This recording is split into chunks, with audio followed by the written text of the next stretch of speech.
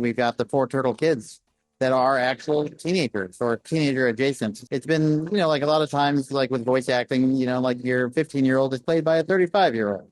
That's not the case here. Like these are like legit, like, young people.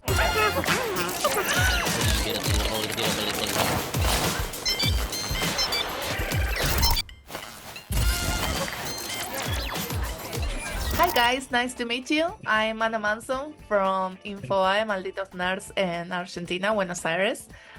First of all, congratulations on the series. And I wanted to know, maybe the movie Mutant Mayhem exceeded every expectations. At least that's what I think. So why do you think it was, and how does this TV sequel honor its legacy? Ooh, good question. I think for me, like that movie just had so much heart.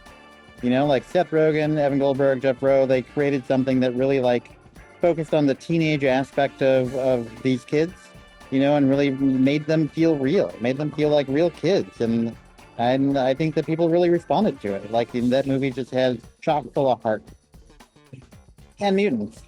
Yeah, that's right. What about you, Alan? Yeah, of course, I think everything Chris said, and then also I think it's definitely groundbreaking in the age of CG having a renaissance. Like I thought the art style is incredible. It's something that there's a lot of intended imperfection in it that made it really cool and very different. When we do the show, we definitely also have taken those qualities into making the series.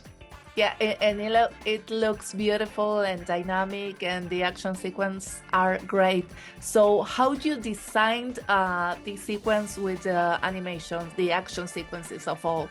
Well, it's really a partnership between Chris and myself. Like once we have the story, we have to decide on how to translate the written story into these action sequences. And when I designed it, I always think about if this is in the movie, how would this be interpreted? Because unlike most other turtle show, this is much more grounded.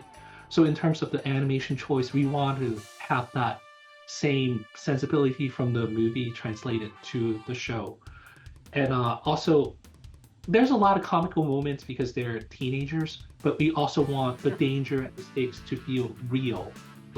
At moments, these kids are the enemies are real dangerous characters.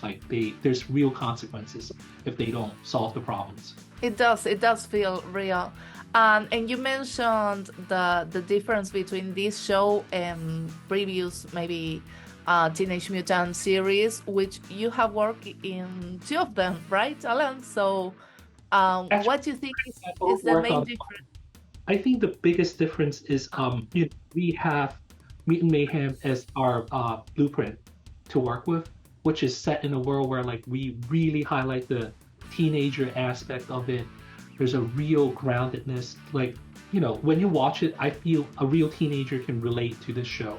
If they behave like them, the voice cast is actual characters brought from the movie. So there's an authenticity that I feel it's unique to this show. And of course, I think Chris also brought in a lot of it in his writing, the way how we were able to get scripts that are written, the way they were written, they feel like real teenagers. And I felt it made my job much easier, to have the story as a blueprint to tell those stories. I have teenagers myself, and I think I'm around them a lot. But more than anything, the voice cast, we've got the four turtle kids that are actual teenagers or teenager adjacent enough that, they talk, they think, they feel like kids, So it's been, a lot of times, with voice acting, your 15-year-old is played by a 35-year-old. That's not the case here. These are legit, young people. So we've been really lucky to be able to, get the cast from the movie and carry them on over to the show. Yeah, and how was it working with people who already knew the characters? And especially, I gotta ask about Emmy winner Ayo Deviri. Okay. It is the easiest job I've ever had, to be honest with you. Like at the end of the day, they know these characters. They've worked on these characters for years. Like they were telling me things about the characters. You know, like at the end of the day, like the scripts are the scripts, and like the show is the show. But like they know these kids, like throughout for years now. And Io has been incredible. Like at the end of the day, like she's a phenomenal talent, and she brings so much fun and smart and heart to April that we are so lucky to have her. She's phenomenal. And she's lucky to have you guys. Chris, you've mentioned mutants, and that's a really great part of the characters, apart from the teenage part, right?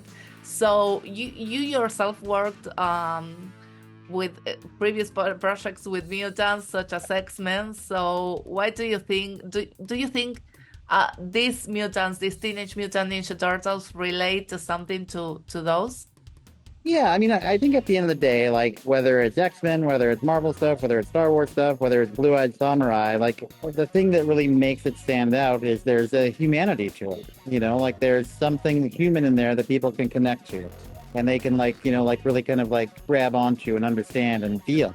Like if it was just like a straight action show, it'd be a very different thing. Like it'd be cool because Alan's amazing at action, but I mean, like it would just be that. But I think that like the heart is really truly what people respond to, and like the Turtles, have been around for 40 years, so like they're doing something right. So really, like our job was to kind of like make sure that humanity comes through, make sure that these kids and their voices like come through, and like I think that people really will respond to it. Yeah, that's beautiful, and I think you really made it. And you had a second season confirmed, sorry. So I hope you get to tell a lot more stories. And thank you so much for your time, guys. Thank you.